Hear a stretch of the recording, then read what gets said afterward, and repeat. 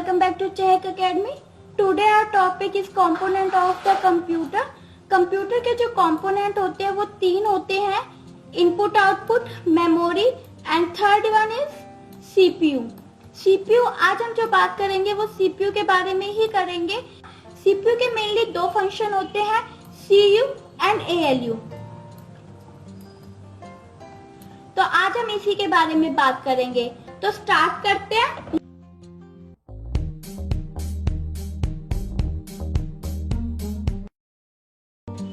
सबसे पहले जान लेते हैं कोर क्या होता है. ये आप देख रहे हैं चिप, ये इंटेल कोर i7 की है. ये उसे बोलते हैं प्रोसेसर. ये हमारे सीपीयू में एक छोटी सी चिप होती है जो कि मदरबोर्ड के नीचे लगाई जाती है. जब हमारे सीपीयू के दोनों फंक्शन सीयू और एएलयू एक सिंगल चिप में आ जाते हैं, उसे माइक्रो प्रोसेसर कहा जाता है. अब हम बात करते हैं कि कोर क्यों कहा जाता है. यहाँ पे हमारा कोर क्यों आया है, core i7, core i5, core dual core, ये हमेशा कोर वर्ड क्यों आता है.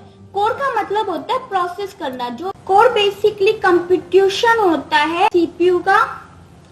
कोर क्या करता है, कोर का काम क्या होता है, ये क्या करता है, एक सिंगल प्रोग्राम कंटेंट को रन करता है, मेंटेन करता है. किसको मेंटेन करता है, जो करेक्ट प्रोग्राम होते हैं, रजिस्टर्स होते हैं और करेक्ट एग्जीक्यूशन ऑर्डर होता है. और जो भी कंप्यूटर के ऑपरेशंस होते हैं उन पर जब परफॉर्मिंग करनी होती है वो किसके थ्रू करता है, एएलयू के थ्रू करता है. तो ये सारा काम किसके हेल्प से होता है, कोर करता है. ये सारा काम कोर के हेल्प से किया जाता है. कंप्यूटर में सीपीयू में एक और उससे ज्यादा कोर परफॉर्म कर सकते हैं. जब हमारे को बहुत सारे काम एक टाइम में कंप्लीट करने होते हैं तो one or more core to perform task at a given time. ठीक है. हम बात करते हैं कंप्यूटर के आर्किटेक्चर को. जो ये कंप्यूटर का आर्किटेक्चर होता है इसे VNA भी कहा जाता है. VNA मतलब von Neumann architecture. Von Neumann architecture क्यों कहा जाता है, क्योंकि जो कंप्यूटर को डिजाइन किया गया था वो जॉन वॉन न्यूमन ने किया था, जिसके बारे में आप मेरी प्रीवियस वीडियो है एवोल्यूशन ऑफ द कंप्यूटर, उसमें आप देख सकते हैं. क्योंकि जॉन वॉन न्यूमन ने कंप्यूटर को डिजाइन किया था, इसलिए इस आर्किटेक्चर को वॉन न्यूमन आर्किटेक्चर भी कहा जाता है. यहाँ पे कंप्यूटर ये जो आर्किटेक्चर है ये वर्क कैसे करता है, देखिए ये हमारा इनपुट है, ये हमारी मेमोरी है, ये हमारा आउटपुट है और ये वाली जो है ना ये हमारा सीपीयू है. अब देखो ये कोऑर्डिनेट कैसे करता है अपने आप को. ये जो हमारी सॉलिड एरो है ना ये इंडिकेट कर रहा है flow of instruction and data, कि हमारा जो डाटा है वो किस तरह से इनपुट यूनिट से मेमोरी यूनिट में गया, मेमोरी यूनिट से सीपीयू में गया, सीपीयू से वापस से प्राइमरी मेमोरी या स्टोरेज यूनिट में गया एंड देन आफ्टर वो आउटपुट होकर इंफॉर्मेशन हमारे पास आई है. तो इंफॉर्मेशन जो होती है इसे आउटपुट कहा जाता है या फिर रिजल्ट कहा जाता है. ठीक है. अब हम बात करते हैं ये जो डैशेस लाइन है ना इसको कैसे वर्क करती है. इसका काम होता है ये इंडिकेट करती है इंस्ट्रक्शंस जो कंट्रोल हो रहे हैं वो किसके थ्रू हो रहे हैं, कंट्रोल यूनिट के थ्रू. तो कैसे हो रहा है वो प्रोसेस के बारे में हम बात करेंगे कि इनपुट से जो कंट्रोल यूनिट होती है ये मेन होता है. ठीक है. ये सीपीयू का मेन फंक्शन होता है. ये कोई डाटा को स्टोर नहीं करती है और ना ही कोई प्रोसेस करती है. इसका काम होता है कंट्रोल करना. जैसे स्कूल में प्रिंसिपल होती है वो ऑल द स्कूल्स को मैनेज करती है, स्टाफ मेंबर, स्टूडेंट, क्लासरूम, किसी की भी कोई भी प्रॉब्लम हो सबको मैनेज करती है ना एक प्रिंसिपल. वैसे ही जो ये सीयू होता है ये हमारा क्या करता है, मैनेज करता है all the component of the computer और all the operations of the computer. इन सबको कंट्रोल करता है. ये कंट्रोल यूनिट का काम होता है. अब ये काम कैसे करता है, देखो जब हम डाटा देते हैं, हम कोई भी डाटा पहले इनपुट कराएंगे. इनपुट से डाटा कहाँ जाएगा, मेमोरी में जाएगा. मेमोरी में सबसे पहले कहाँ जाएगा, प्राइमरी मेमोरी में जाएगा. प्राइमरी मेमोरी से डाटा कहाँ पे जाता है, प्राइमरी मेमोरी से डाटा सीधा एएलयू में आता है. किसके थ्रू आता है, कंट्रोल यूनिट के थ्रू आता है. ठीक है. अब हम बात करते हैं एएलयू. एएलयू क्या होता है, arithmetic logic unit. Means arithmetic मतलब होता है addition, subtraction, multiplication and division and module. ठीक है, ये हमारे क्या होते हैं, अरिथमेटिक होते हैं। लॉजिक क्या होते हैं, जिसमें हमारा कंपेयरिंग आ गया, सिलेक्शन आ गया, मैचिंग आ गया, मर्ज आ गया, as like greater than, less than, equal to. ठीक है, समझ में आया, ये सब हमारे लॉजिक यूनिट होते हैं। तो इन सब का जो कंप्यूटिंग की जाती है वो ALU के थ्रू की जाती है। अब ALU में कंप्यूटिंग हो गई, डाटा एग्जीक्यूट हो गया, एंड देन आफ्टर वो वापस से प्राइमरी मेमोरी में जाता है, और वहां से अगर हम डाटा को स्टोर करते हैं, सेव करते हैं, तो वो सेकेंडरी स्टोरेज में जाता है, अदरवाइज वो सीधा हमें आउटपुट दिखा देता है। ठीक है, इस तरीके से कंप्यूटर का काम होता है। और ये सब किसके थ्रू किया जाता है, कंट्रोल यूनिट के थ्रू करा जाता है। कंट्रोल यूनिट इन सबको देखता है, मैनेज करता है कि प्रोसेस हो रहा है, ये सही हो रहा है या नहीं हो रहा है।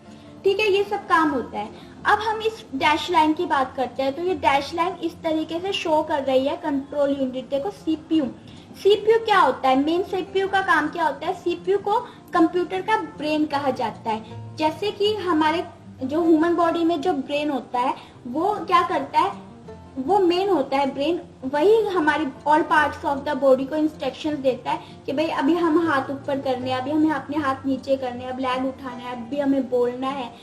तो ये सब क्या होता है, ये हमारे ब्रेन से रिलेटेड होता है। ऐसे ही कंप्यूटर का जो ब्रेन होता है वो सीपीयू होता है। तो उसमें जो मेजर फंक्शन होता है वो कंट्रोल यूनिट होता है। ये एक नर्वस सिस्टम की तरह काम करता है, जो कि कोऑर्डिनेट करता है all the operations of the computer. जब हम कंप्यूटर में कोई इनपुट देते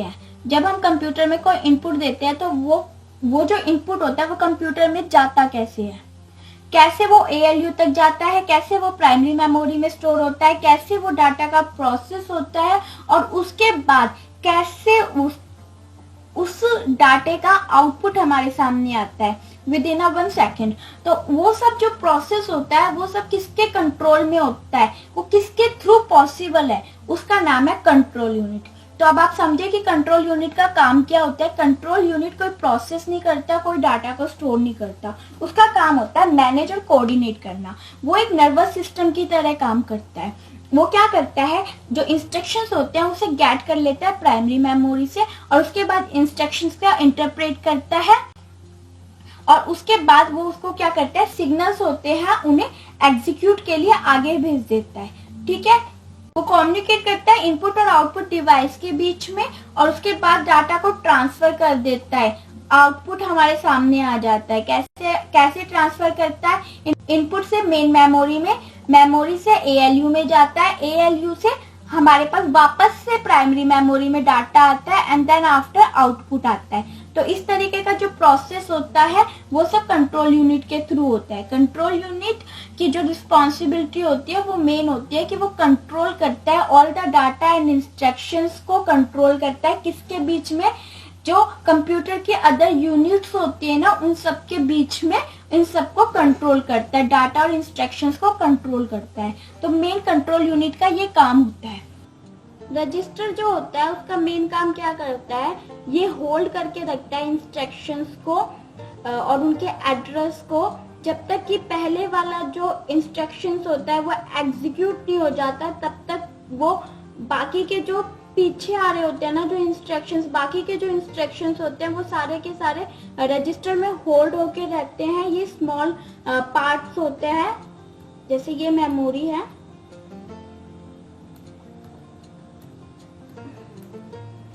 तो इस तरीके से यहाँ पे होल्ड होके रहते हैं।